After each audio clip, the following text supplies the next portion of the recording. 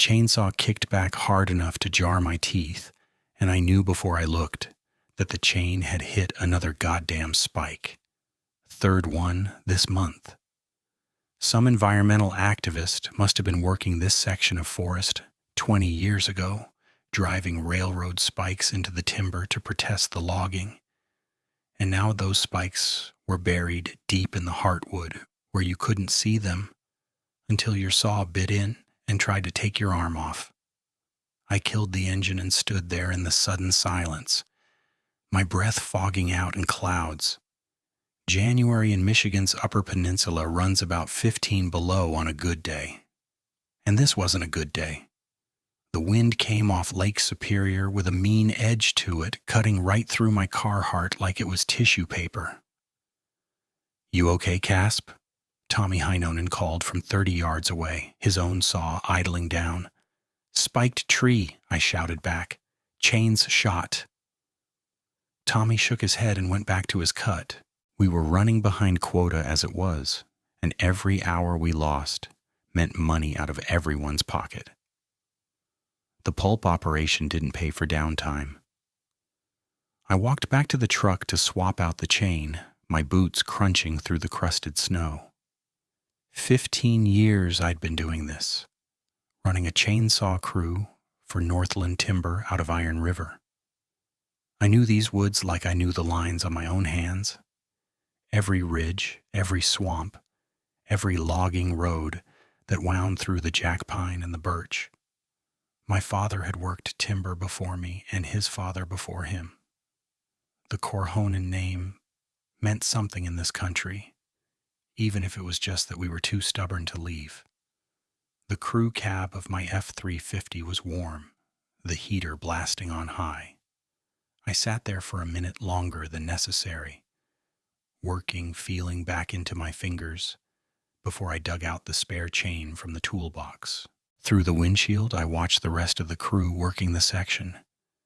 6 men in orange vests and hard hats, their saws whining and snarling as they dropped trees that had been growing since before any of us were born. Steam rose off their backs despite the cold. Good men, most of them. Hard workers who didn't complain much and showed up sober more often than not. I was 34 years old, divorced for 2 years, and living alone in a cabin my grandfather had built with his own hands back in 1952. Most people would call that a sad life. I called it simple. The kind of simple that lets you sleep at night without pills or a bottle, most of the time anyway. Claire had wanted something different. Something that looked like the lives she saw on television with dinner parties and vacations and a husband who didn't come home smelling like bar oil and sawdust. I couldn't blame her for leaving. I could only blame myself for thinking she'd ever stay. By 4 o'clock, the light was already dying. Winter days up here are short and brutal. Sun comes up around 8, sets by 4:30. And in between, you've got maybe 6 hours of gray twilight that passes for daylight. We knocked off early because the snow was starting again. Fat flakes drifting down through the bare branches like ash from a fire. I drove the crew back to Iron River, dropped them at their trucks in the parking lot of the Northland office, and headed out toward Lake Gogebic. Friday night meant ice fishing, same as every Friday night from December through March. It wasn't something I thought about or planned. It was just what I did, as automatic as breathing. The cabin sat on 40 acres about a mile back from the lake, accessible by a Forest Service road that the county didn't bother plowing. I kept a blade on the front of the truck and did it myself, pushing the snow aside twice a week, whether it needed it or not. The road wound through dense second-growth forest, the kind that had come up after the original white pine had been cut 100 years ago. Now it was mostly birch and maple, with stands of balsam fir that stayed green through the winter, and broke up the monotony of bare branches. The cabin emerged from the trees like it had grown there. A small square structure of hand-hewn logs with a steep roof designed to shed snow. Smoke was already rising from the chimney. I'd left the wood stove banked that morning, and it had held just fine. The windows glowed orange in the gathering dark, and for a moment I just sat in the truck with the engine idling, looking at it. Home. The word meant something different when you lived alone. It wasn't just a place. It was a fortress against everything outside its walls, the cold, the dark, the loneliness that could eat a man alive if he let it. Inside those log walls, I had everything I needed. A bed, a stove, a refrigerator full of venison and beer. What more did a man require? I went inside and ate leftover chili standing over the sink, looking out the window at the snow falling through the cone of light from the yard lamp. Then I loaded up my ice fishing gear. The propane heater, the tip-ups, the bucket of minnows I'd picked up from Clancy's bait shop, the cooler full of Labatt Blue, and drove the mile down to the public access on the south shore of Gogebic. My shanty was one of about 30 clustered on the ice near the drop-off, where the bottom fell away from 20 feet to 60, and the walleye liked to cruise. I'd built it myself 10 years ago, just a plywood box on runners with a hinged door and a plexiglass window. But it kept the wind off and held the heat from the propane burner well enough. I drilled my holes, set my tip-ups, lit the heater, cracked a beer, and settled in to wait. This was the part I couldn't explain to Claire, or to anyone who hadn't grown up doing it. The sitting, the silence, the darkness pressing against the walls of the shanty while you watch the orange glow of your tip-up flags, and listen to the ice moan and crack beneath you. It was meditation, maybe, or prayer, some kind of communion with something larger than yourself. The lake in winter was a living thing, breathing and shifting and speaking in a language I'd been learning my whole life. That first Friday in January, I sat there until nearly midnight, pulled 2 decent walleye and a fat perch, and drove home through snow that had piled up 6 inches while I was on the ice. The wolves were howling when I got out of the truck, their voices rising and falling somewhere to the north. Maybe 3 or 4 of them working the ridge behind my cabin. I stood there in the cold for a minute, listening. I'd heard wolves howling every winter night for 15 years. It was as much a part of this place as the trees or the snow or the cold itself. I slept well that night, deep and dreamless, the way you only can when you're bone-tired and half-frozen and your belly is full of beer. I didn't know yet that everything was about to change. The wolves stopped howling on a Tuesday. I noticed it the way you notice a clock that stopped ticking. Not right away, but gradually, as the absence of something familiar works its way into your consciousness. I was lying in bed that night, the wood stove crackling softly in the main room, and I realized I was waiting for something that wasn't coming. The wolves should have been singing by now. They always started up around 10 o'clock, when the deer bedded down and the moon rose high enough to silver the snow. But there was nothing. The wind in the trees and the pop and settle of the cabin's logs and my own breathing, loud in the silence.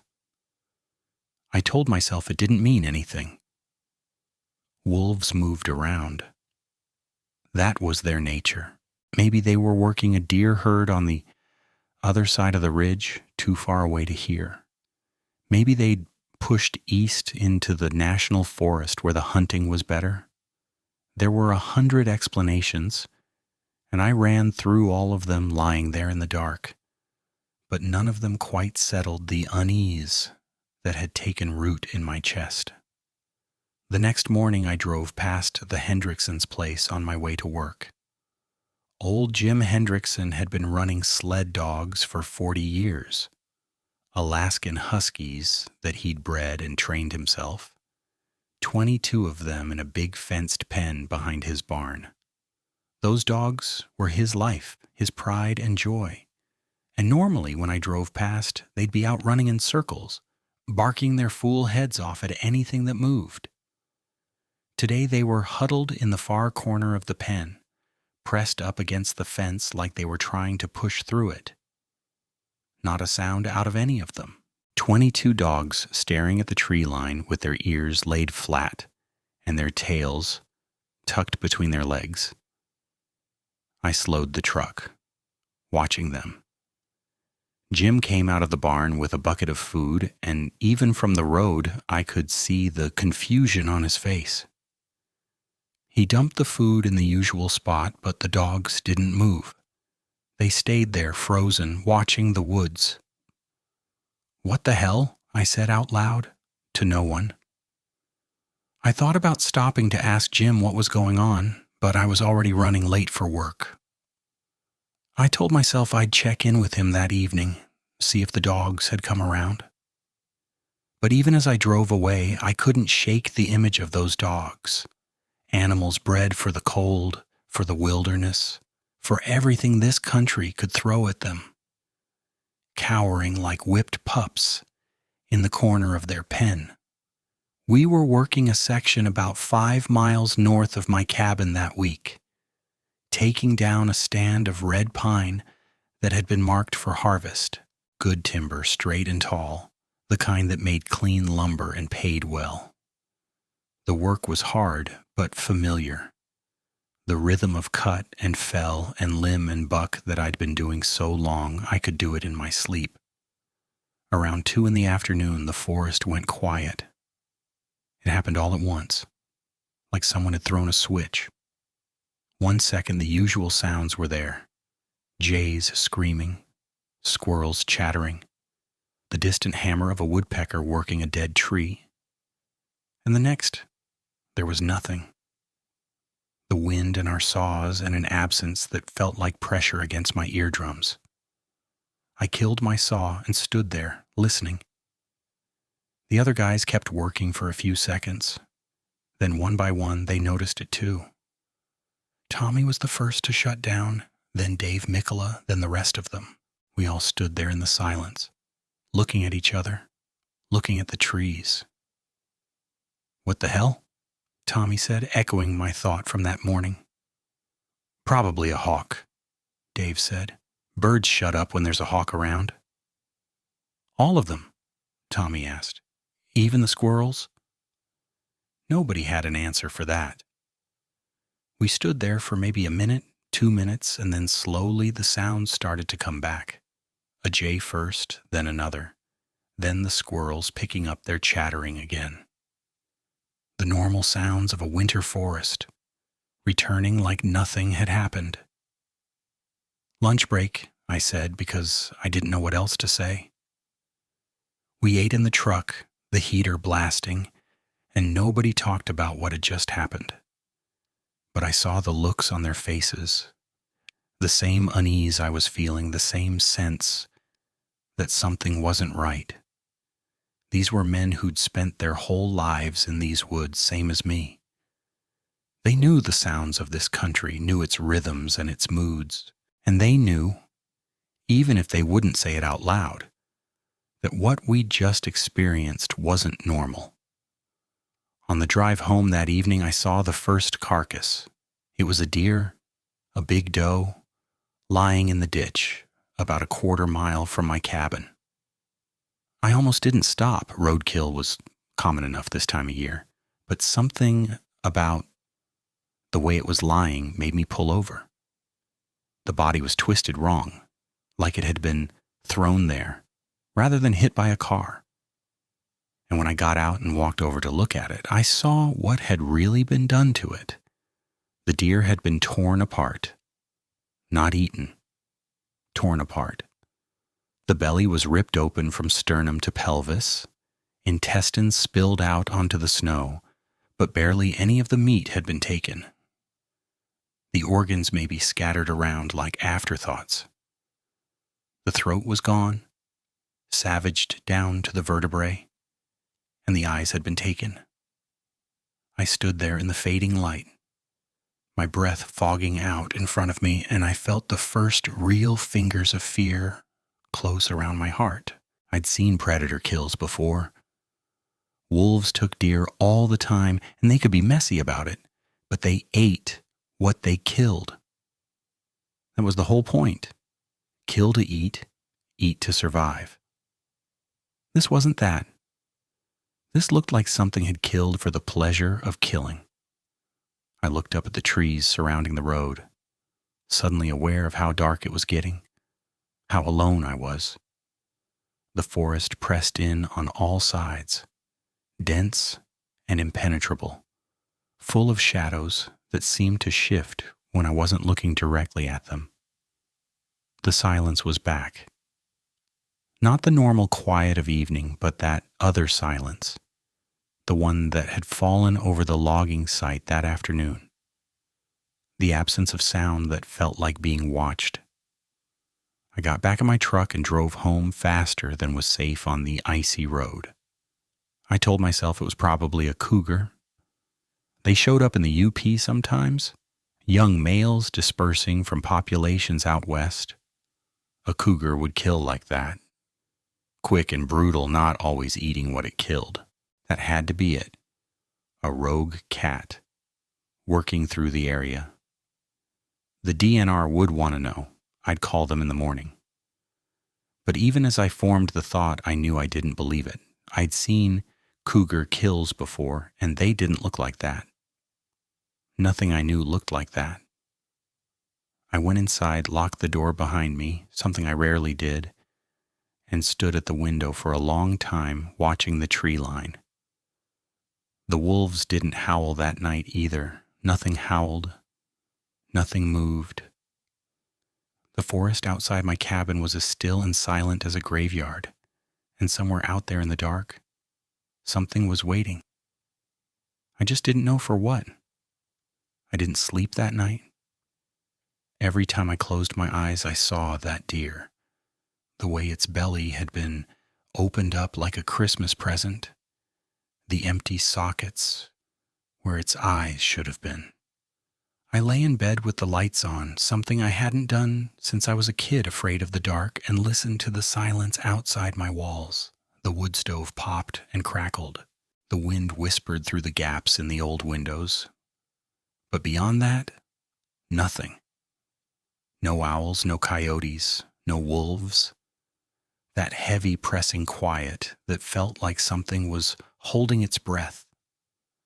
Around 4 a.m, I gave up on sleep entirely. I made coffee, strong and black, and sat at the kitchen table with my grandfather's old Marlin 3030 leaning against the wall within arm's reach. I told myself I was being ridiculous. A grown man sitting up in the dark with a rifle because of a dead deer. Claire would have laughed herself sick if she could see me now. Maybe she'd been right to leave. Maybe I was paranoid, like she always said. Maybe the loneliness was finally getting to me, making me see threats where there weren't any. But I couldn't shake the image of Jim Hendrickson's dogs, pressed against that fence like they were trying to escape something only they could see. Animals know things. My grandfather used to say that all the time. Animals feel the world in ways we've forgotten how to feel it. When the animals act wrong, you pay attention. By the time the sun came up, gray and weak through the heavy clouds, I'd made a decision. I was going to find out what had killed that deer, and I was going to do it the rational way. Trail cameras, tracks, evidence. Whatever was out there, it was flesh and blood left traces. I called in sick to work, something I'd never done in 15 years, and drove into Iron River to the sporting goods store. The woman behind the counter, Margie something, I'd gone to high school with her brother, gave me an odd look. when I bought 4 Bushnell trail cameras and $100 worth of lithium batteries. Starting a wildlife photography hobby? She asked, not quite joking. Something like that, I said. You hear anything about a big cat in the area? Cougar, maybe? Margie frowned. Can't say I have. Why? Found a deer kill near my place. Looked like a predator got it, but not wolves. Something bigger. Huh. She shrugged. Could be a bear, I guess. They wake up sometimes in warm spells. It's 15 below. Well, I don't know what to tell you, Casp. Maybe ask the DNR. I thanked her and left. My purchase is heavy in the plastic bags. The DNR? Right. I'd get right on that. But I did stop by the DNR field office on my way out of town, mostly because I knew I'd feel stupid later if I didn't at least try. The warden on duty was a young guy I didn't recognize, probably fresh out of college, with a name tag that said Peterson and a beard that was trying too hard. I showed him the pictures I'd taken of the deer carcass on my phone, trying to keep my voice level and reasonable. See how the belly's opened up? And the throat there, down to the bone?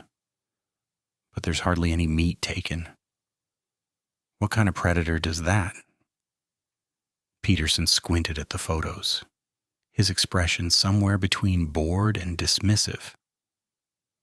Could be a lot of things. Maybe a wolf pack got interrupted before they could feed. Maybe another predator came along and drove them off. There's no tracks around it. I looked. Nothing but deer tracks going in, and then I trailed off, realizing how crazy I sounded. And then what? Nothing. No tracks coming out. No predator tracks at all. Peterson laughed, a short bark that made my jaw clench. Come on, man. Something made those wounds. Probably just snowed over the tracks before you got there. It's the UP in January. We get a couple of inches every few hours. It hadn't snowed that day. Look. Peterson leaned back in his chair, the leather creaking under his weight. I appreciate you bringing this in, but I think you're making a mountain out of a molehill here. Deer die all the time. Predators kill in weird ways sometimes. If you're really worried about it, put up some cameras, see what you catch. But I'd bet my paycheck is just wolves being wolves. I left the office with my face burning, feeling like an idiot. Maybe Peterson was right. Maybe I was seeing things that weren't there, connecting dots that didn't connect. The loneliness could do that to a man. The dark and the cold and the endless silence. It could make you start to believe in things that didn't exist. But I still drove out to the ridge behind my cabin that afternoon, and I still put up those cameras. The ridge rose about 200 feet above the floor of the forest, a long spine of granite and old-growth hemlock that ran roughly north-south for several miles. It was the kind of place deer liked to travel, following the natural contours of the land, and predators knew it. If something was hunting in my area, it would use the ridge. I set up the first camera at the base of a big hemlock, angled to catch anything moving along the game trail that wound up toward the crest. The second I mounted on a birch tree overlooking a small clearing where I'd seen deer bed down before. The third and fourth I spaced out along the ridge itself, positioned to capture whatever might be moving through at night. The work took most of the afternoon. By the time I finished, the light was already starting to fail, the shadows stretching long and dark between the trees. I stood there for a moment at the top of the ridge, looking out over the forest that rolled away in all directions. The same forest I'd worked and hunted and lived in my whole life. It looked different now. Not unfamiliar exactly, but strange, like a room in your house that you've walked through 1,000 times, and then one day you notice a door you've never seen before. I shook off the feeling and headed back down toward the cabin, moving faster than I needed to. The snow crunched under my boots.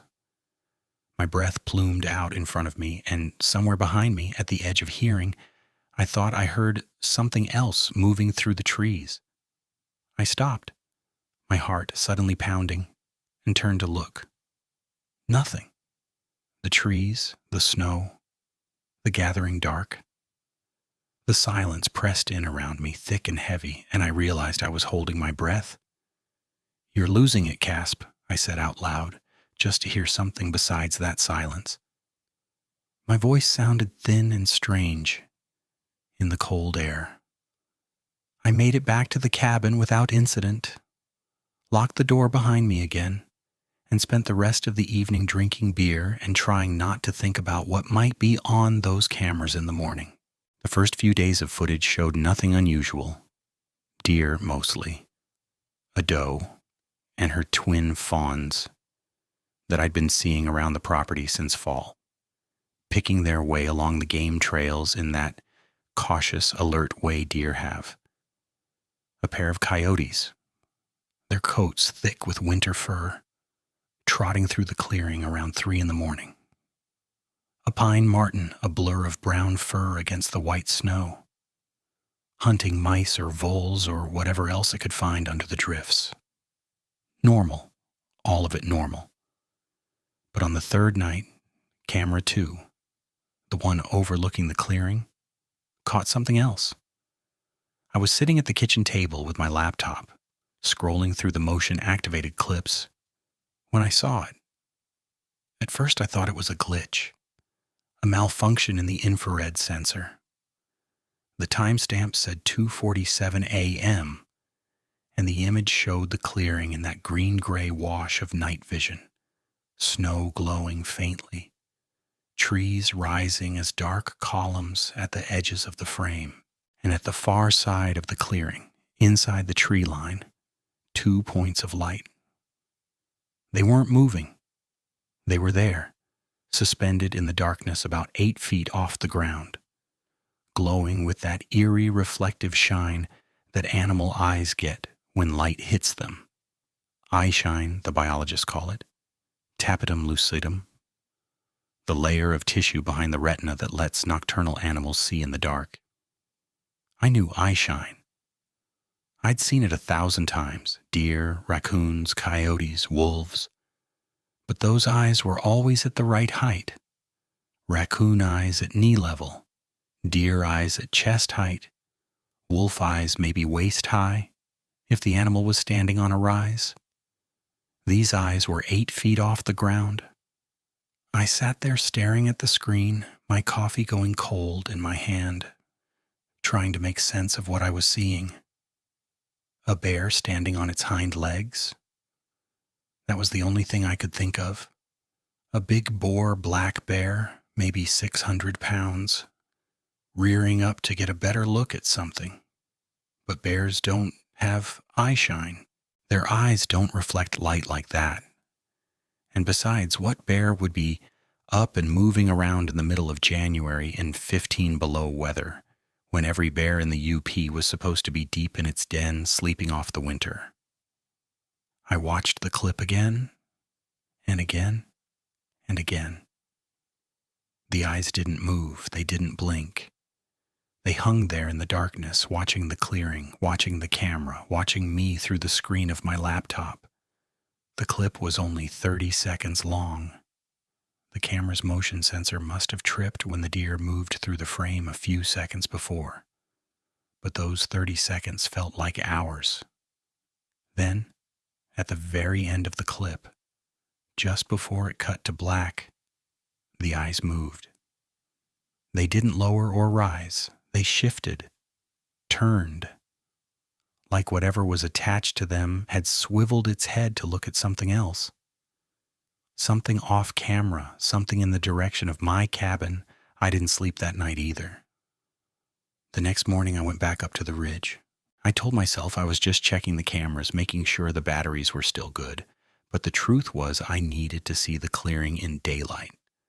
I needed to prove to myself that there was a rational explanation. A stump the right height, a trick of the branches, something that could account for what I'd seen on that footage. The clearing looked exactly the way it always had. Snow-covered, peaceful, ringed by the dark columns of hemlock and birch. A few deer tracks crossed the open space, heading toward the creek that ran along the bottom of the ridge. Squirrel tracks zigged and zagged near the base of the trees. Normal. I walked to the far side of the clearing, to the spot where those eyes had been. The snow there was undisturbed. No tracks, no prints, nothing to show that anything had stood there in the night watching. But I could feel it. That sounds crazy, I know. A man my age, born and raised in these woods, talking about feelings like some kind of hippie from downstate. But I could feel it, a presence, a weight, a sense of being observed from somewhere I couldn't see. The hair on the back of my neck stood up, and my skin prickled with goose flesh beneath my layers of wool and flannel. I got out of there fast. Practically ran back down the ridge to my cabin, my heart hammering in my chest, my breath coming in short, sharp gasps. And when I got home, I did something I hadn't done in 2 years. I called Claire. She answered on the 4th ring, her voice wary. "Casp, what do you want?" "Something's going on out here," I said, too fast, the words tumbling out of me. "Something's in the woods. I don't know what it is, but it's big and it's killing deer, and I got it on camera." "Jesus, Casp, are you drunk?" "No, listen to me. I put up trail cameras on the ridge, and I got footage of something, eyes, 8 feet off the ground. I know how it sounds, but..." "You're right. You know how it sounds." Her voice had gone flat, that tone I remembered from the end of our marriage, the one that meant she'd stopped really listening. "It sounds crazy. It sounds like you've been alone in those woods too long, just like I always said you would be." "Claire, I'm serious." "So am I. You need help, Casp. Professional help. Talk to someone, a doctor, a therapist. I don't care. But don't call me with this nonsense. We're not married anymore. I'm not responsible for your mental health." The line went dead. I stood there in my kitchen holding the phone, listening to the dial tone, feeling about 2 inches tall. Maybe she was right. Maybe I was cracking up. The isolation, the divorce, the endless dark and cold. Maybe it had finally gotten to me the way it got to so many men up here. I'd seen it happen. Guys who seemed fine one day and then weren't fine the next, talking to themselves, seeing things, believing things that weren't real. But I knew what I'd seen. Those eyes, that height, the way they'd turned at the end, that was real. That was on the camera. That was evidence. I spent the rest of the day trying to convince myself I was wrong. It didn't work. The logging crew had started looking at me differently. Word had gotten around about the deer carcass, about my visit to the DNR, about the cameras. Small towns talk, and Iron River was about as small as they come. By the end of the week, I was the crazy guy who thought there was a monster in the woods. Tommy Heinonen was the only one who didn't treat me like I had 2 heads. He pulled me aside on Friday afternoon and asked if I was okay, said the guys were worried. I tried to tell him about the deer, the dogs, the eyes on the camera, and watched his expression shift from concern to something worse. Pity. "Come out tonight," he said. "O'Malley's, beers, pool. It'll do you good." "Maybe next week," I said. He walked away, and I knew next week would come and go, and I wouldn't be there. And eventually Tommy would stop asking. That was what this thing in the woods was taking from me. Not just my sleep, but my connections to other people. The more I focused on it, the further I drifted from everyone else. But I couldn't stop. I had to know. Friday night came, and I went back out on the ice. I told myself it was because the fishing had been good lately, because I needed to get out of the cabin and do something normal, something that wasn't staring at trail camera footage or lying awake listening to the silence. But the truth was that I needed to prove to myself that I wasn't afraid, that whatever was out there, whatever I'd seen on that camera, wasn't going to change who I was or how I lived my life. The lake was quiet when I pulled up to the access road. A few other shanties glowed in the darkness about half a mile away, but none of the regulars were near my spot. I was alone out there on the ice, which was usually how I liked it. Tonight, though, the solitude felt different, heavier. I set up in my shanty, lit the propane heater, drilled my holes, baited my tip-ups. The familiar rituals of ice fishing, the same ones I'd been doing since I was old enough to hold a rod. The propane hissed softly, the ice groaned and popped beneath me, the lake talking in its deep voice. I cracked a beer and settled in to wait. For the first couple of hours, everything was normal. I pulled a decent walleye around 9, then a small perch that I threw back. The heater kept the little space warm enough that I could shed my gloves, work the line with bare fingers. The beer went down easy. I started to relax, started to think that maybe Tommy was right. Maybe I just needed to get out of my own head, stop obsessing over things I couldn't explain. Then I looked out the plexiglass window, toward the far shore, and I saw them. Eyes.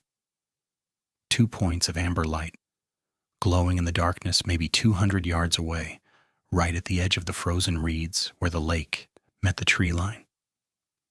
They were too high. Way too high. Even from this distance, even with my heart suddenly pounding so hard I could hear it in my ears, I could tell they were at least 8 feet off the ground.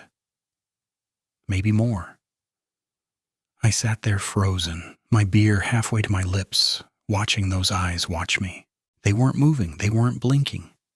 They were there, burning in the darkness like 2 coals from a fire that had never quite gone out. I don't know how long I sat like that. Minutes, seconds, hours. Time seemed to stretch and compress in ways that didn't make sense. And all I could do was stare at those eyes and feel the fear working through me like a living thing. Then I grabbed my spotlight. My hands were shaking so badly I almost dropped it. But I got my thumb on the button and swung the beam toward those eyes, toward the far shore, toward whatever was out there in the dark. The light hit the tree line bright and white and harsh, illuminating the snow and the frozen reeds and the dark trunks of the cedars that grew along the water's edge.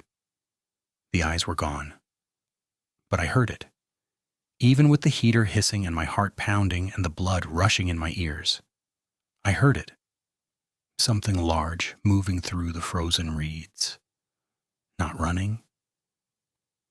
That was what struck me, what made it worse. Not hurrying. Deliberately. Slowly. Like it had all the time in the world. Like it wasn't afraid of anything. I kept the spotlight trained on that spot until my arms started to shake, until the cold began to seep through my jacket because I'd been holding the door of the shanty open to get a better angle. Nothing emerged. Nothing showed itself. The reeds, swaying slightly in a wind that didn't seem to be blowing anywhere else. I packed up my gear and got off that ice faster than I'd ever moved in my life. I left 2 of my tip-ups behind.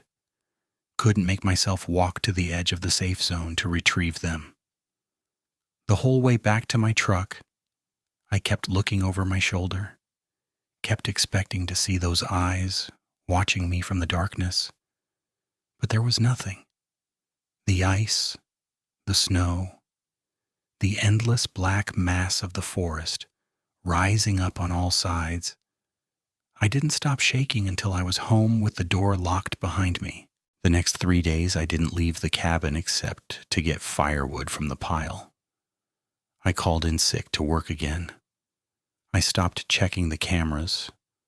What was the point when I knew what was out there, when I'd seen it with my own eyes? I sat at the kitchen table with my grandfather's rifle and waited for something that never came. On the 4th night, I knew I had to go back out. It wasn't bravery. God knows I'm not a brave man. The last week had proven that beyond any doubt.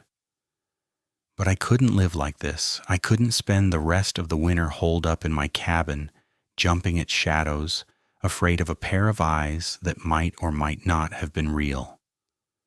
I had to know what I was dealing with. I had to see it, really see it. Not just the eyes, but whatever those eyes were attached to.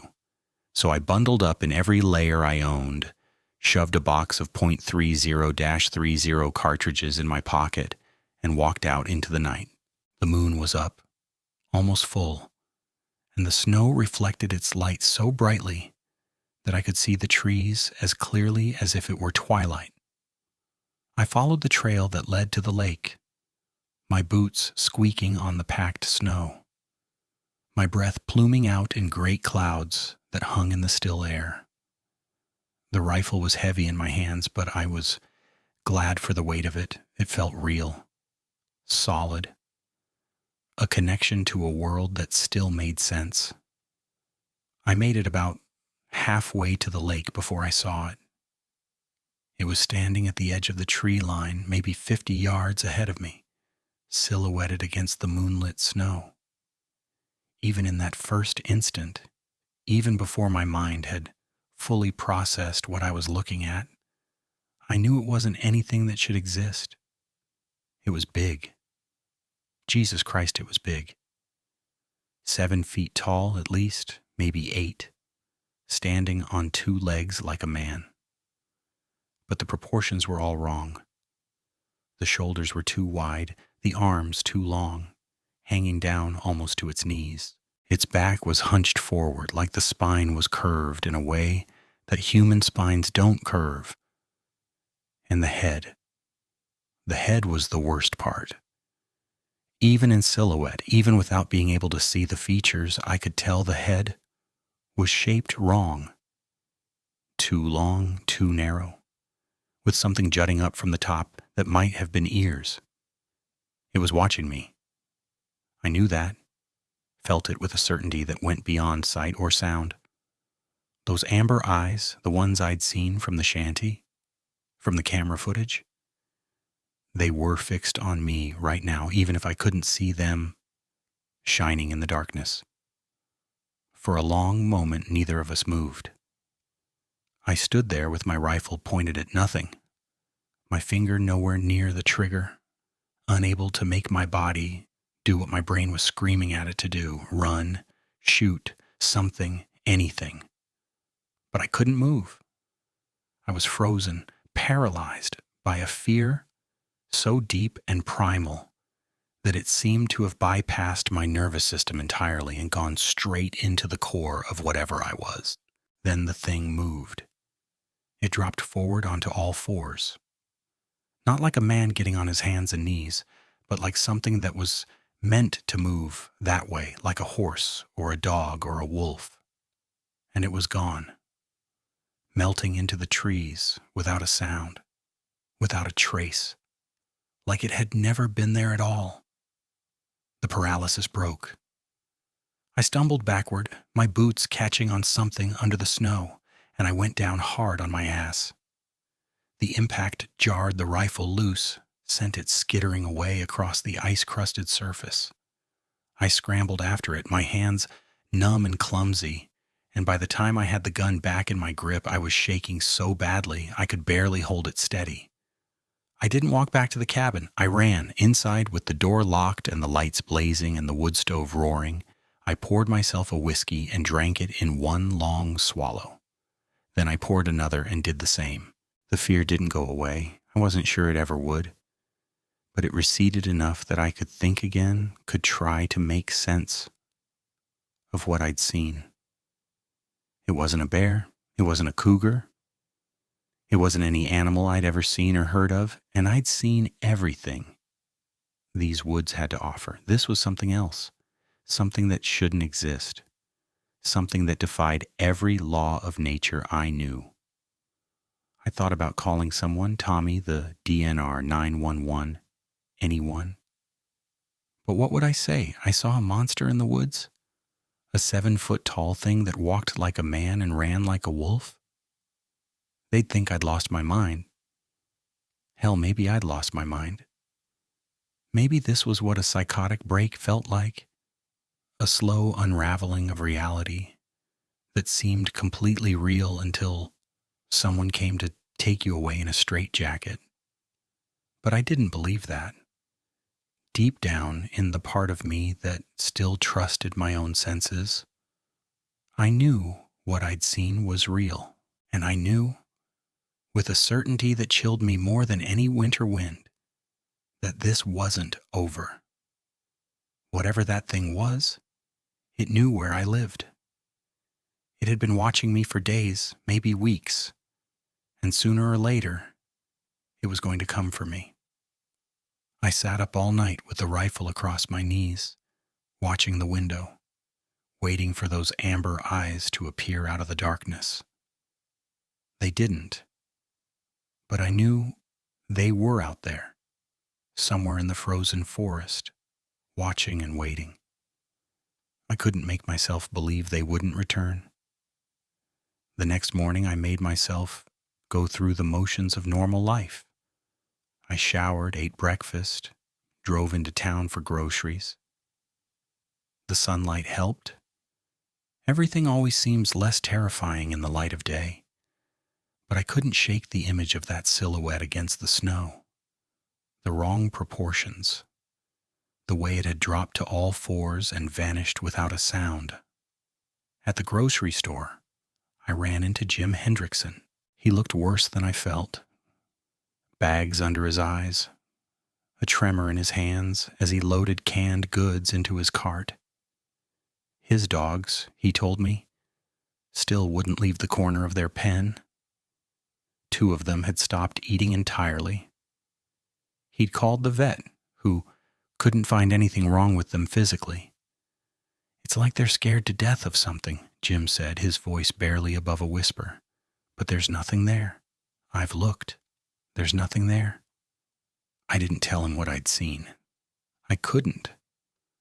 But as I walked out of the store with my bags, I looked at my reflection in the window. The hollow eyes, the pale skin, the haunted expression of a man who's seen something he can't explain. And I realized I looked just like Jim. We were both being hunted, both of us touched by something that had no name and no place in the natural world, and neither of us knew what to do about it. That night I broke down and called my grandfather. Gramps was 91 years old and sharp as a tack, living in a nursing home in Marquette, where he'd moved 3 years ago after my grandmother died. His mind was clear even if his body was failing, and he knew these woods better than anyone alive. If anyone would know what I'd seen, what I was dealing with, it would be him. He answered on the second ring, his voice rough with age but steady. "Caspian, it's late for you to be calling. Something wrong?" I told him everything, the deer carcass, the dogs, the silence in the forest, the eyes on the far shore, the silhouette in the moonlight. I told him about the cameras and the DNR and Claire's dismissal, and when I was done, I sat there holding the phone, waiting for him to tell me I was crazy, waiting for him to laugh or dismiss me or ask if I'd been drinking. He didn't do any of those things. He was quiet for a long time, so long that I thought maybe the line had gone dead. Then he said, in a voice I'd never heard from him before, You stay inside tonight, Caspian. Lock your doors. Don't go out on that lake again. Gramps, what is it? What did I see? Another silence. Then, in a voice that sounded older than his 91 years. There are things in these woods, things that have always been here. What things? Gramps, what are you? I don't. He stopped. Started again. My grandfather. He tried to tell me when I was a boy. I didn't listen. I thought he was a superstitious old Finn who'd spent too many winters alone. A dry, bitter laugh. The Ojibwe had names for them, real names, old names. I won't say those. Names have power, or so my grandfather believed, and I'm not taking that chance. The English words people use, dogmen, wendigos, those are just approximations. The way a child might call a hurricane big wind. They're close enough to be dangerous and far enough to be useless. I felt the cold seeping through the walls of the cabin, deeper than any winter cold had a right to go. What do I do, Gramps? How do I make it go away? You don't, he said, and the simple finality of those words hit me harder than anything else he could have said. You survive. That's what my grandfather said. You survive and you hope it loses interest. There's something else, he said, and his voice dropped so low I had to press the phone hard against my ear. Something I've never told anyone, not your grandmother, not your father, no one. What? A long pause. When he spoke again, the words came in fragments like he was pulling them up from somewhere deep and painful. Your great-uncle Miko, 1956. We were checking trap lines on the ridge. Your ridge, Caspian, the same damn ridge behind your cabin. His breathing went ragged. He went ahead. I stopped to fix a snowshoe binding. And then I heard him. He stopped. I could hear him fighting for control. I heard him make a sound I've never been able to forget. Not a scream exactly. More like the sound a man makes when he sees something his mind can't hold. Gramps, by the time I got there, he was gone. His rifle was in two pieces in the snow. There was blood, a lot of blood. Another shuddering breath. And I saw something, moving away through the trees. I only caught a glimpse, the height, the shape. Those eyes?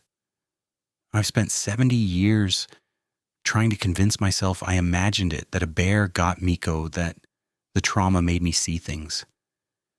But hearing you describe it just now, his voice cracked. It's the same. God help us. It's the same thing. I couldn't speak. My throat had closed up, and I felt tears pricking at my eyes.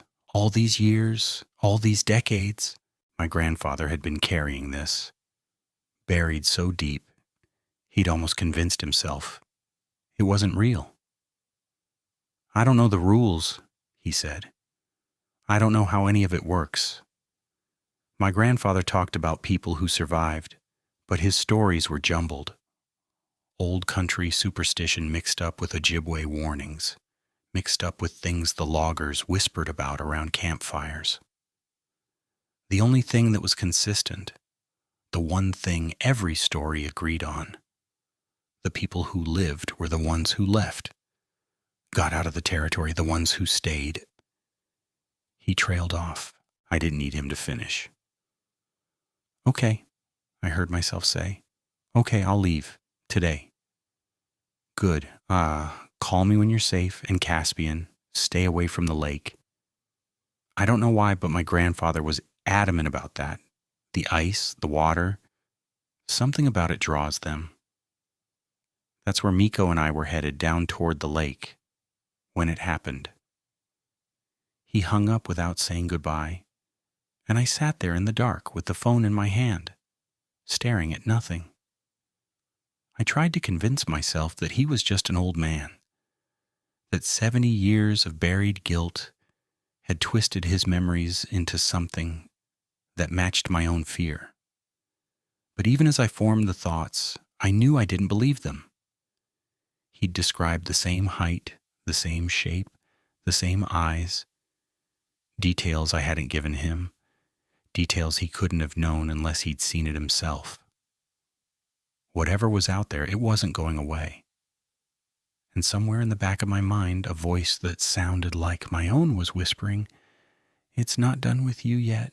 I sat up the rest of that night in the old recliner in the corner of the living room, with my back to the walls and my rifle across my lap, watching the windows turn from black to gray to the pale, washed-out blue of a winter dawn.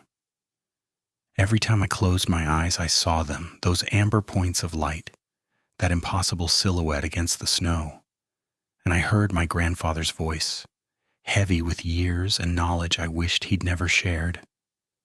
"You don't make it go away, you survive." The morning brought no comfort. The sun rose weak and distant over the frozen lake, barely warming the air, and the forest remained silent. No birds, no squirrels chattering in the pines. Even the wind seemed to hold its breath, as if the whole world was waiting for something to happen. I made coffee with hands that shook so badly I spilled grounds across the counter, and I stood at the kitchen window drinking it, watching the tree line for any sign of movement. Nothing moved. That was almost worse. I called in sick to the logging operation again. 3 times now in less than 2 weeks, after 15 years without missing a day. Pete Kowalski, the operations manager at Northland, called me back within the hour. "Casp, what's going on?" "Tommy says you haven't been right all week. You need me to send somebody out there?" I told him I had the flu, that I'd be fine in a day or 2, and hung up before he could press. He didn't believe me. I could hear it in his voice. A crew leader who never missed work suddenly can't string together a full week. He probably thought I was having some kind of breakdown. Maybe he was right. Maybe that's exactly what this was, my mind finally cracking under the weight of too many lonely winters and too many long nights on the ice. But I knew better. Deep in my gut, in the primal part of my brain that remembered what it meant to be prey, I knew that what I'd seen was real, and I knew, with a certainty that made my stomach turn, that it wasn't finished with me. I spent the day checking and rechecking the locks on my doors and windows, loading every weapon I owned, the Marlin, my 12-gauge shotgun, the .357 revolver I kept in the nightstand, making sure the truck had a full tank of gas in case I needed to leave in a hurry. I called Claire 3 times, but she didn't answer. Probably saw my number and decided she didn't want to deal with her crazy ex-husband again. I thought about calling Gramps back, asking him more questions, pressing him for whatever knowledge he had about these things, but something held me back. Maybe I was afraid of what else he might tell me. Maybe I was afraid that knowing more would only make it worse. The day passed slowly, each hour dragging by like a week, and as the light began to fade, I felt the dread settle back into my chest like a cold, heavy stone. I ate dinner standing up, my back to the kitchen wall, the shotgun within arm's reach. I triple-checked that all the curtains were drawn, that no light from inside could be seen from the trees. I turned on every lamp in the cabin, filling the place with warm yellow light that felt fragile and false against the darkness pressing in from outside. By 9 o'clock, I'd convinced myself that nothing was going to happen. The night before had been a fluke, a one-time sighting that meant nothing. Whatever I'd seen had probably moved on, gone somewhere else, found easier prey. I was safe in my cabin with my gun and my locks and my lights, and tomorrow I would go back to work and forget any of this had ever happened. I was standing at the living room window, peering through a gap in the curtains at the moonlit snow when I saw it. It wasn't on the far shore this time. It was in my yard, no more than 50 feet from the cabin, standing at the edge of where the porch light reached, standing on 2 legs, watching me. I froze. My heart stopped beating for what felt like an eternity, and then it slammed back to life, pounding so hard I could feel it in my temples, in my throat, in the trembling hand that still held the edge of the curtain. The shotgun was on the chair behind me. I should reach for it, I should grab it and chamber around and blow a hole through the window and whatever was standing out there. But I couldn't move. I couldn't do anything except stare. The creature was huge. I'd known it was big from the silhouette I'd seen the night before, but now, seeing it up close, I understood that my estimate had been wrong. It wasn't 7 feet tall, it was closer to 8, maybe more. Its shoulders were impossibly wide, packed with muscle that I could see bunching and flexing beneath its fur even in the dim light. It stood slightly hunched, its arms hanging past its knees, and those arms ended in hands. Not paws. Hands, 5 fingers, each one tipped with a claw that had to be 4 inches long, curved and gleaming like polished obsidian. But it was the head that made my bladder let go. The creature's head was a wolf's head, there was no denying that. The long snout, the pointed ears, the gleaming teeth visible even at this distance. But it was wrong. The proportions were wrong, the skull too large, the jaws too heavy. And the eyes, those amber eyes that had haunted my dreams, were not the eyes of any wolf that had ever lived. They were intelligent, calculating. They looked at me the way I might look at a mouse trapped in a corner, with a mixture of curiosity and patient amusement. It knew I was watching, it knew I could see it, and it wanted me to see it.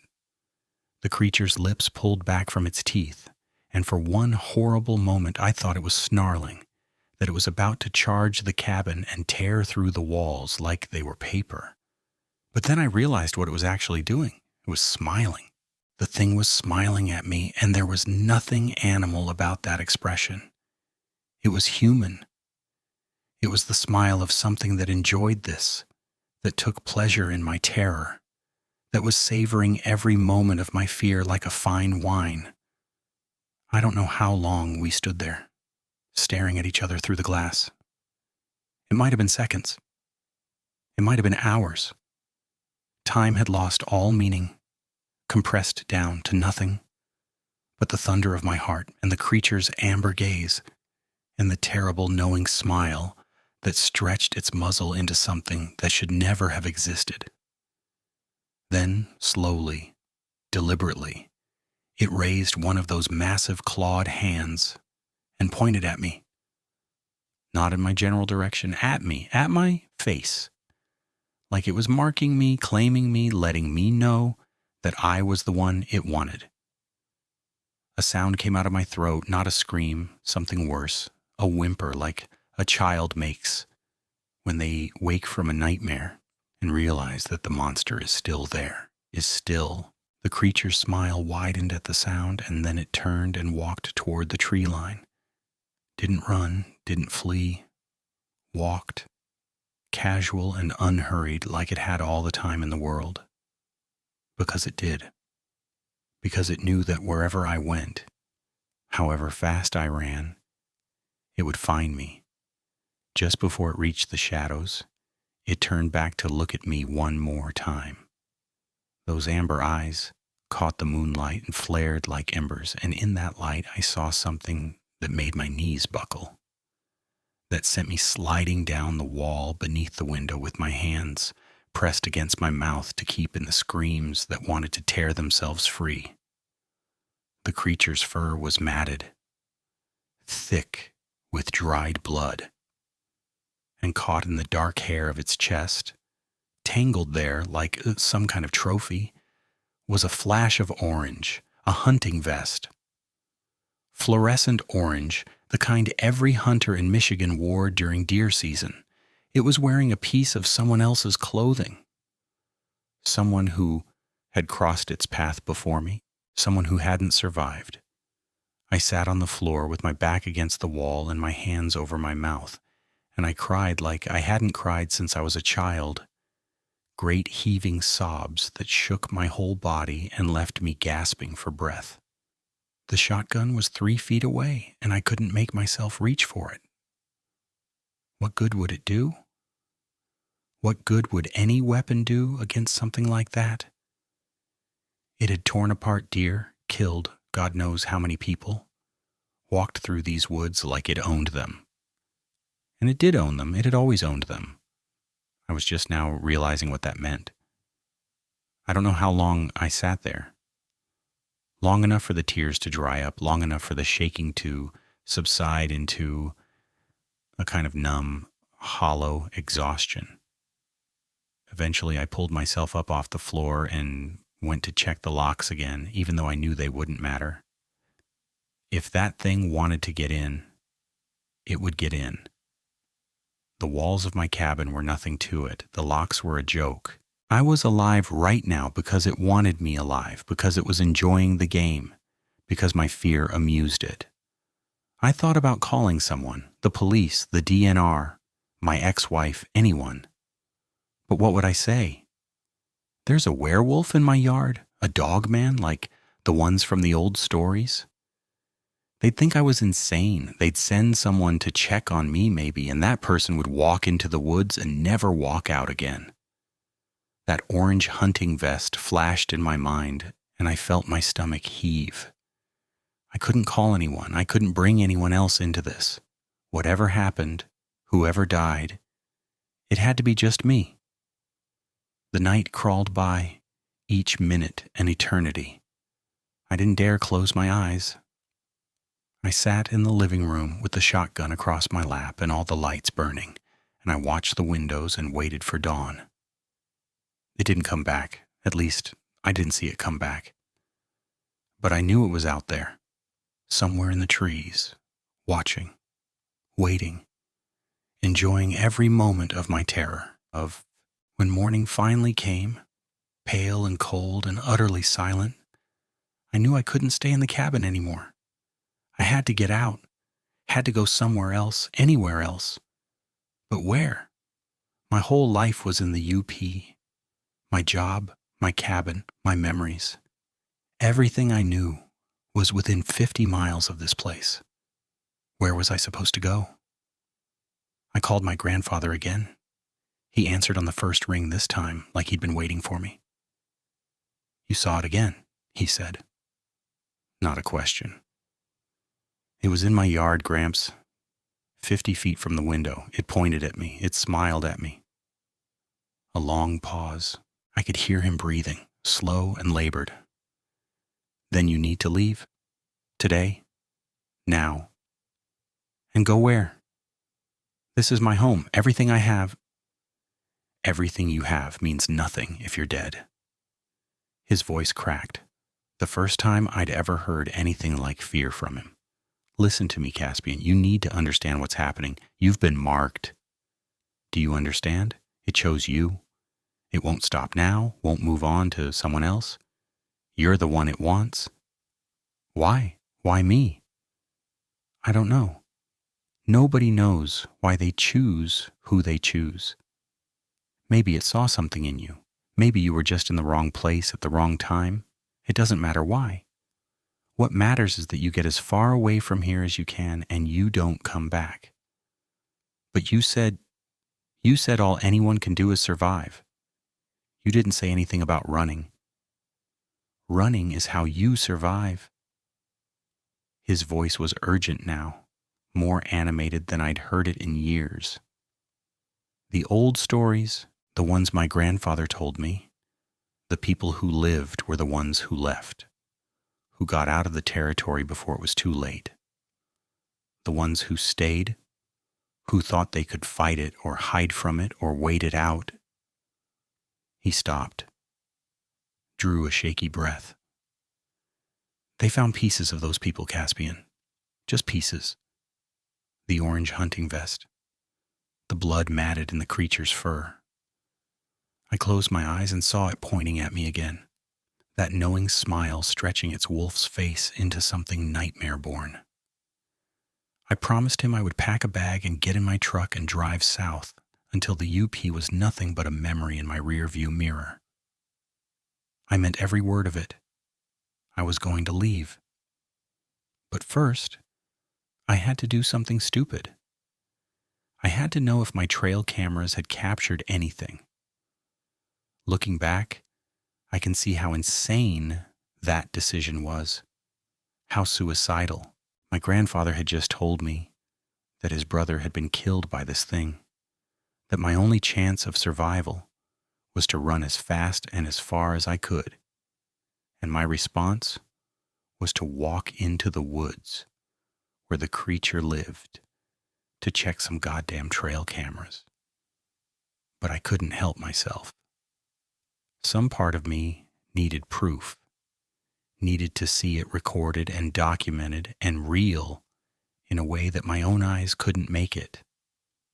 If I had pictures, actual photographs, then maybe I could show someone, make someone believe me. Maybe the authorities would do something, warn people, close the forest, hunt it down.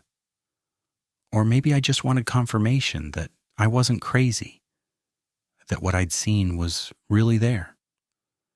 I waited until midday when the sun was at its highest and the shadows were at their shortest.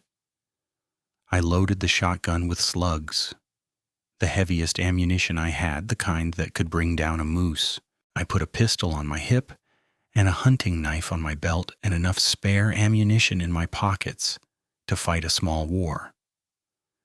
None of it would matter if that thing caught me, I knew that. But the weight of the weapons was comforting.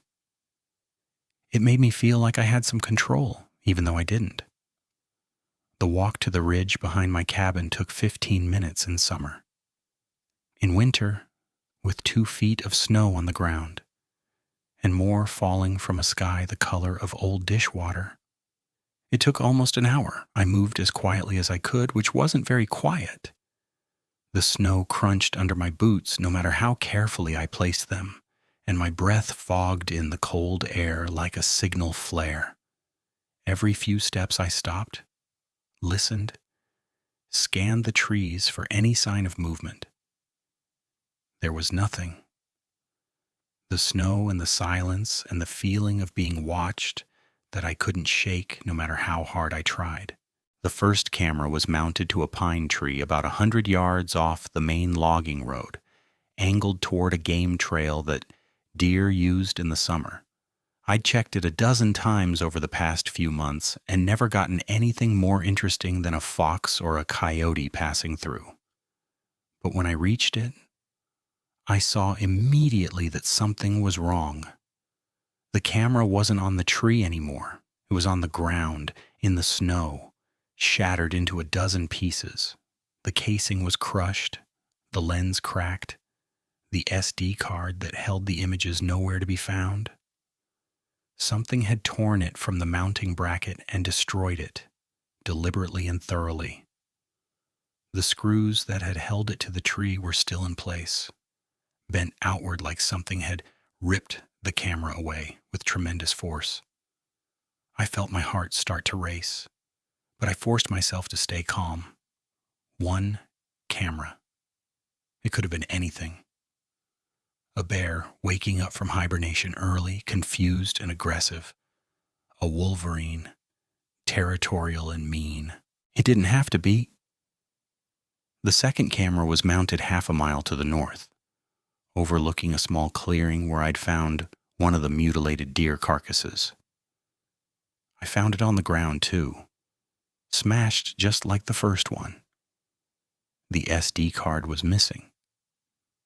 And this time there were tracks in the snow around the base of the tree. I stared at them for a long time, trying to make sense of what I was seeing. No tracks at the deer kill, no tracks in the clearing where the camera had caught those eyes. Peterson at the DNR had laughed at me. Probably just snowed over the tracks before you got there. And I'd known he was wrong. It hadn't snowed that day.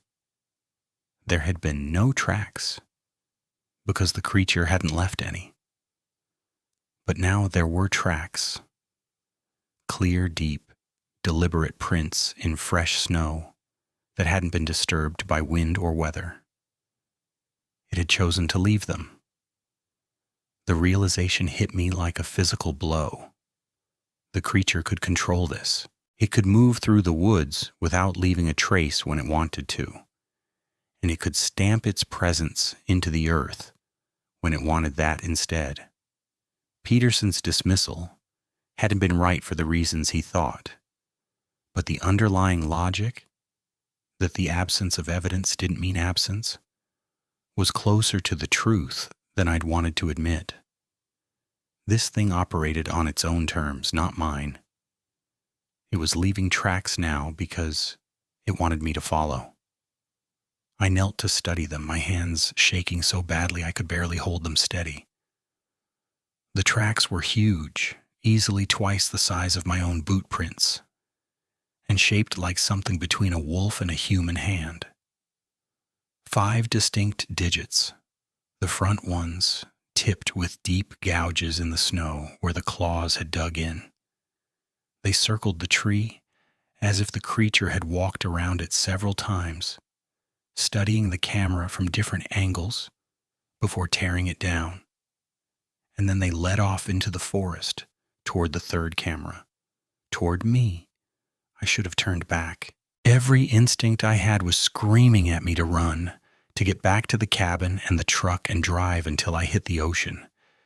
But I was beyond rational thought now, operating on pure animal terror, mixed with a desperate need to understand. I followed the tracks. The third camera was the closest to my cabin, mounted on a spruce at the top of the ridge, where it could see both the tree line and the edge of my property. I'd checked it a week ago and found nothing but snow and shadows.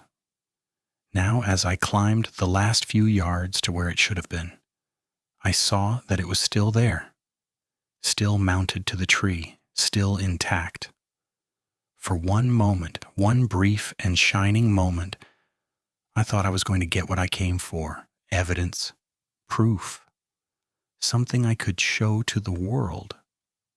Then I saw what was hanging from the branch beside it. It was a rabbit, or it had been a rabbit once. Now it was just a carcass, split open from throat to groin, its organs removed and arranged in a neat line along the branch. The arrangement was deliberate, precise. Intestines coiled in a spiral, heart and liver and kidneys laid out like offerings. And pinned to the tree above it, held in place by a claw that had been driven through the wood like a nail, was a piece of paper. My piece of paper. It was the printout of the deer carcass photos I'd made at the library in Iron River 3 days ago, with my notes scrawled in the margins. Dates, GPS coordinates, measurements of the wounds. I'd left the copies on the passenger seat of my truck, meaning to file them in the folder I kept in the glove box. The truck had been locked. I always locked it. Force of habit from 15 years of leaving expensive chainsaws in the bed. There was no broken glass, no scratches on the door handles, no sign that anything had forced its way in. But the printout was here, pinned to a tree on the ridge, behind my cabin, hanging next to a gutted rabbit arranged like a butcher's diagram. It had gotten into my locked truck without leaving a mark. That detail scared me almost more than anything else. Not the strength, not the intelligence, but the precision. The patience it took to open a locked door without breaking it. I know what you're doing. I know you're trying to find me. And I think it's funny. The fourth camera was 50 yards further along the ridge. I could see it from where I stood, or rather, I could see the tree it had been mounted on. The camera itself was gone. Nothing left but the bent mounting screws and a few shards of plastic in the snow. Whatever had destroyed the first two had gotten this one as well. I don't remember walking back to the cabin. I don't remember the journey at all. Just flashes, fragments, the crunch of snow under my boots and the whisper of wind in the pines, and the constant, crushing weight of terror pressing down on me like a physical thing. One moment I was standing at the tree looking at that rabbit, and the next I was in my living room with the door locked behind me and no memory of how I'd gotten there. The shotgun was still in my hands. That was good.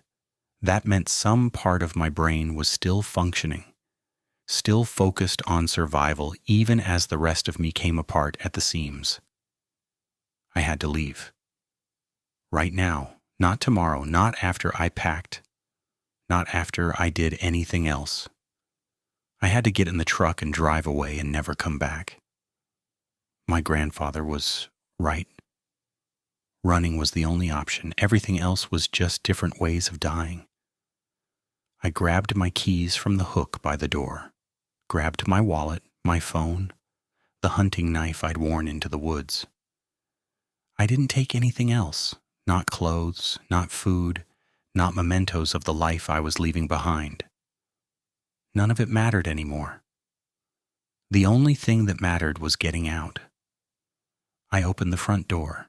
The truck was where I'd left it, parked in the cleared area beside the cabin, 20 feet away across a stretch of packed snow. The sun was starting to set, painting the sky in shades of orange and red, and the shadows were growing long. I should have left hours ago. I should never have gone to check those cameras. But it was too late for regrets now. I had to move. I took 2 steps toward the truck before I saw it. It was standing in the tree line, no more than 40 feet away. Standing there, watching me, making no effort to hide. In the fading light, I could see it clearly, the massive shoulders, the thick gray-black fur, the long snout and pointed ears. The claws on its hands gleamed like knives. Its eyes caught the sunset and blazed like fire. And it was smiling. Still smiling, always smiling. I raised the shotgun. My hands were shaking so badly that I could barely hold it steady, but I got it up, got it pointed at the creature's chest. I could blow a hole through it from here. One pull of the trigger, and the slug would tear through fur and muscle and bone, and maybe, just maybe, that would be enough to stop it. The creature didn't move, didn't flinch. It stood there watching me with those burning amber eyes, and its smile widened, like it knew what I was thinking, like it was daring me to try.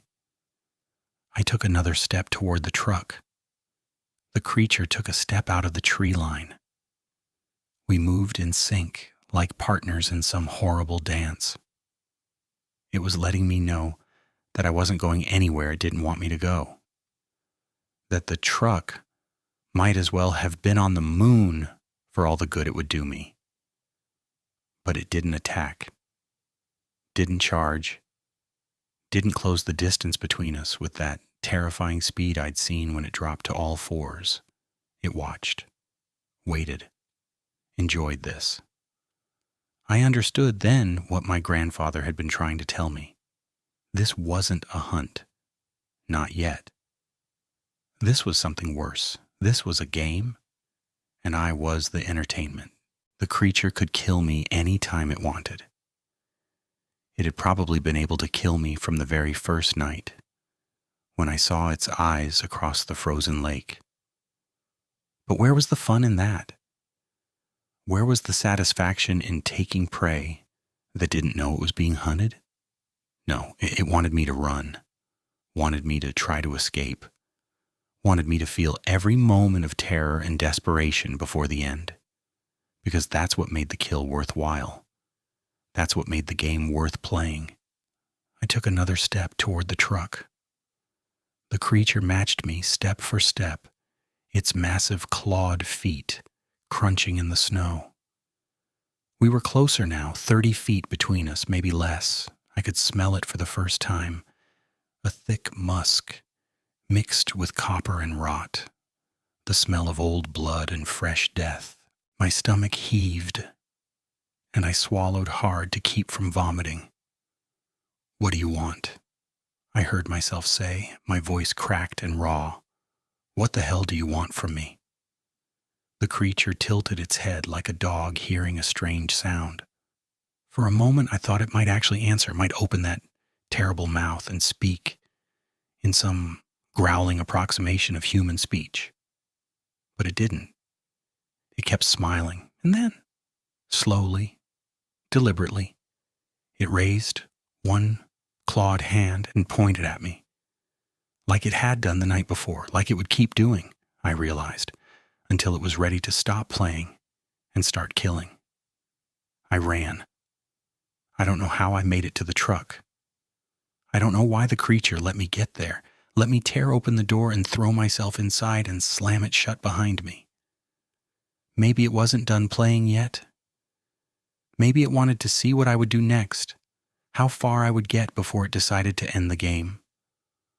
Or maybe, just maybe, it had limits, rules it had to follow, reasons it couldn't simply rip me apart whenever it chose. I didn't know, and I didn't care. I jammed the key in the ignition and the engine roared to life, and I threw the truck into reverse without looking where I was going. The tires spun on the packed snow, caught, and I was moving, backing down the driveway toward the road with my heart hammering and my hands white-knuckled on the wheel. The creature stood in the same spot watching me go. It didn't follow, didn't even move. But just before I turned onto the road and lost sight of it in the trees, I saw it do something that made my blood turn to ice in my veins. It waved. A slow, casual wave. The kind you might give to a neighbor or a friend. The kind that said, "See you soon." The kind that said, "This isn't over." I floored the accelerator and drove south with the speedometer climbing past 70, past 80, past 90 on roads that should have killed me. I didn't care. Death by car crash would have been a mercy compared to what was waiting for me in those woods. I drove until the UP was behind me, till the trees thinned, and the land flattened, and the frozen lakes gave way to highways and streetlights, and the first faint signs of civilization. But even then, even as I drove south through Wisconsin and left everything I'd known behind, I couldn't shake the feeling that I was still being watched, that somewhere in the darkness behind me, something was following, something patient, something that knew with absolute certainty that the game wasn't over yet. It was just beginning. I drove through the night without stopping, watching the rear-view mirror more than the road ahead. Every pair of headlights that appeared behind me sent fresh waves of panic through my chest. Every shadow at the edge of my vision made my hands tighten on the wheel until my knuckles ached.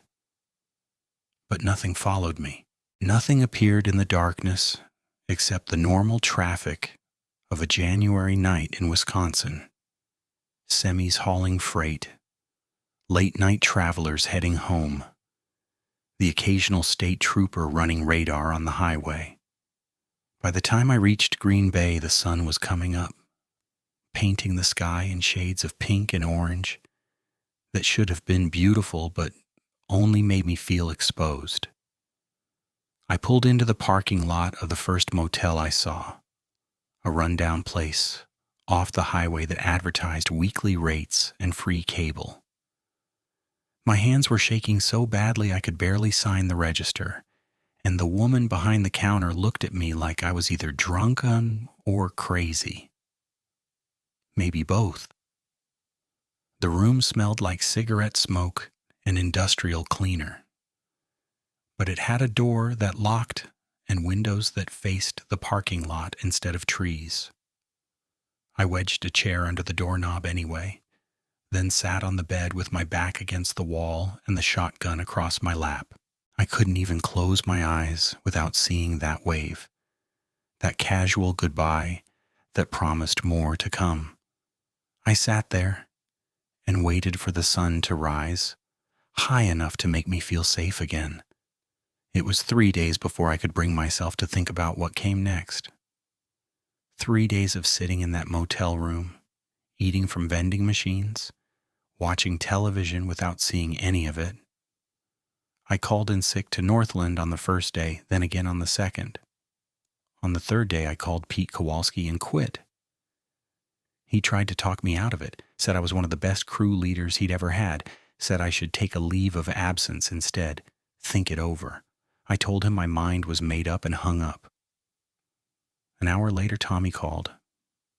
He must have heard from Pete. He asked if I was okay, if there was something going on, if I needed anything. I told him I was fine, just needed a change. He didn't believe me. I could hear it in his voice. But he didn't push. We weren't the kind of friends who pushed. I didn't report what happened. Not to the police. Not to the DNR.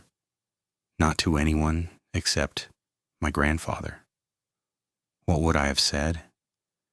That I'd been stalked by a 7-foot wolf man that walked on 2 legs and smiled like it understood every thought in my head?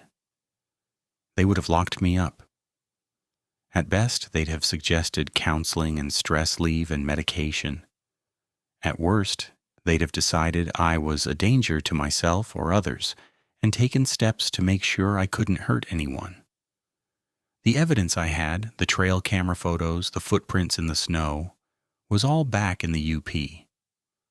I wasn't going back to get it. And even if I had, what would it prove? Big footprints could be faked. The photos of empty forest didn't show anything at all.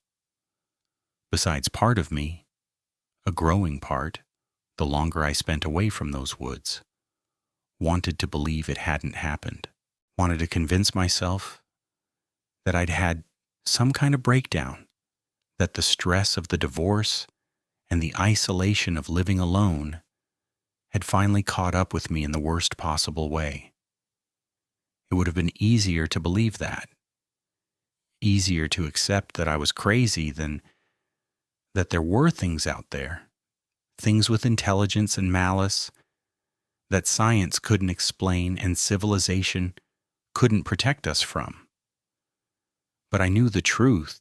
I'd seen it standing in my headlights, 8 feet of muscle and fur and teeth, grinning at me with those terrible knowing eyes. I'd smelled its musk, that thick reek of copper and rot, felt the cold of its presence, heard the click of its claws on frozen ground. That wasn't a hallucination. That wasn't a breakdown. That was real as anything I'd ever experienced.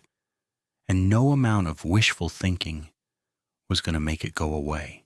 I found an apartment in Green Bay 2 weeks later, a 1-bedroom on the 3rd floor of a brick building downtown, surrounded by restaurants and bars and the constant noise of city life.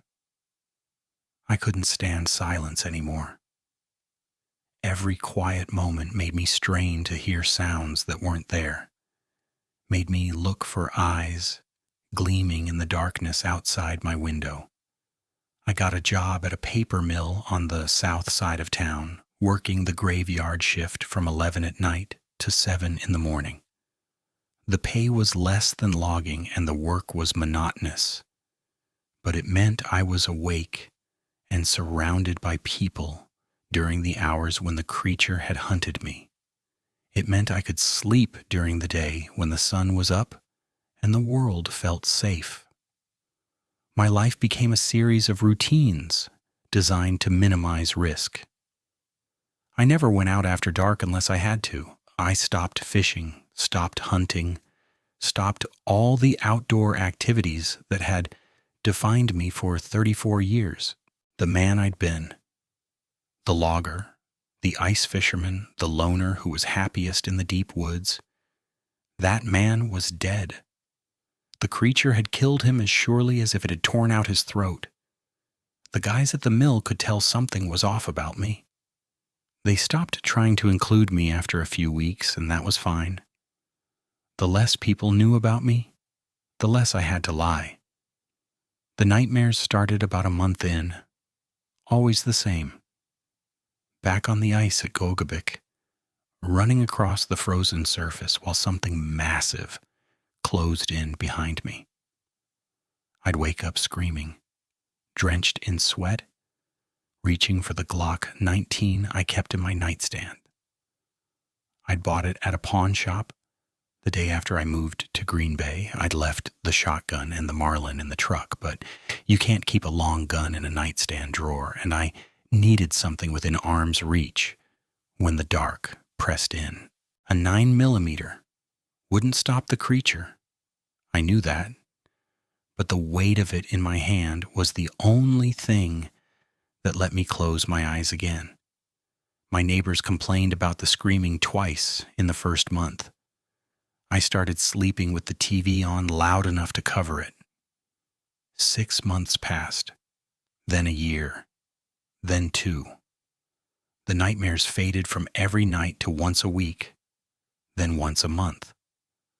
The constant vigilance slowly dulled into something more manageable, a background hum of anxiety that never quite went away, but no longer controlled every moment. I started to think that maybe my grandfather was right. Maybe the creature had lost interest. Maybe putting enough distance between us had been enough. I let myself hope. That was my mistake. It happened on a Tuesday morning in February, 2 years, almost to the day since I'd fled the UP.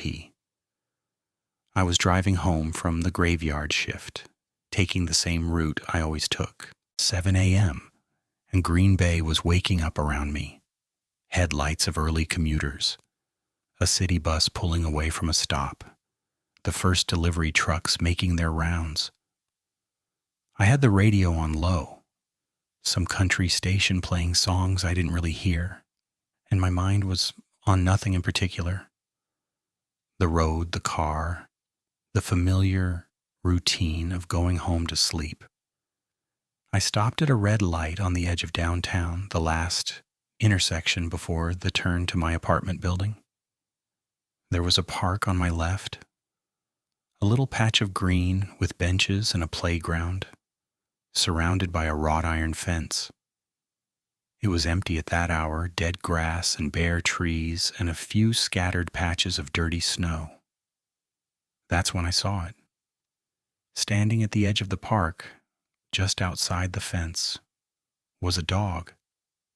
At least that's what I told myself at first. A big dog, some kind of shepherd mix, watching the traffic go by. Normal. Nothing to worry about. But then I looked closer and my heart stopped in my chest. It was too big, way too big, even for a shepherd. And it was standing wrong.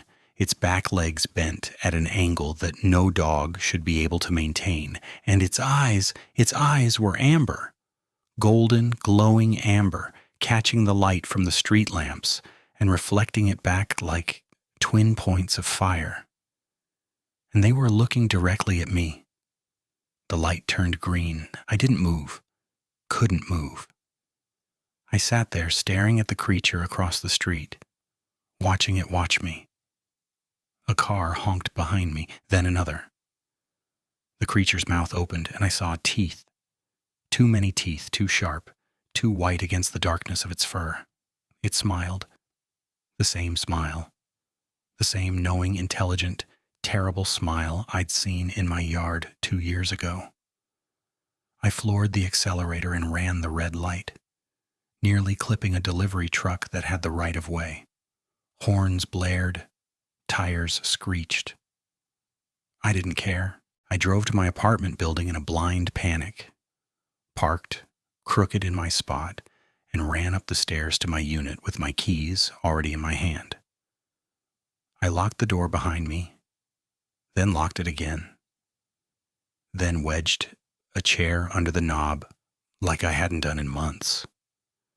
Then I went to my bedroom, got the Glock out of the nightstand, and sat on the floor with my back against the wall and the gun pointed at the door. I stayed there until noon. Nothing happened. No sounds in the hallway, no scratching at my window, no amber eyes watching from the fire escape. Silence, and the distant noise of the city going about its business, and the pounding of my own heart, slowly returning to normal. When I finally got up, when I finally let myself believe that it hadn't followed me home, that I was safe for at least a little while longer, I went to the window and looked down at the street below. Cars passed. People walked. A woman pushed a stroller along the sidewalk, her breath fogging in the cold February air, and across the street, in the shadow of an alley between two buildings, something moved. A shape, a suggestion of fur and teeth and glowing eyes, there for a second and then gone. I pulled the blinds shut and sat back down on the floor. The gun was heavy in my hand, solid and cold and completely useless. But I held it anyway because it was the only thing I could do. My grandfather was wrong. The creature hadn't forgotten. It had been waiting, patient as only something not quite human could be, waiting for me to relax, waiting for me to hope. Now it was back. I don't know what happens next. I don't know if it will come for me tonight or next week or next year. I don't know if there's any way to stop it, any way to escape, any way to break free of whatever game it's playing with me. I've looked into it, spent hours online, reading about creatures like the one I saw, searching for answers that don't exist. Some people think they're ancient spirits. Some think they're interdimensional beings. Some think they're just animals, highly evolved predators that have learned to stay hidden from human civilization. None of the theories help.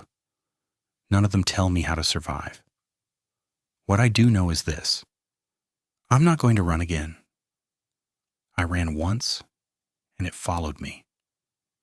I ran 500 miles south, into the heart of civilization, surrounded myself with people and lights and all the trappings of modern safety, and it still found me. Running doesn't work. Distance doesn't matter.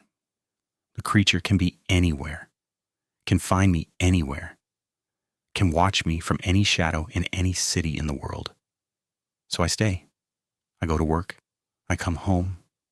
I sleep with the gun next to my pillow and the TV playing loud enough to mask my screams. I watch the shadows outside my window and wait for the next time I see those amber eyes. The next time that terrible smile appears at the edge of my vision. Maybe it'll be tomorrow.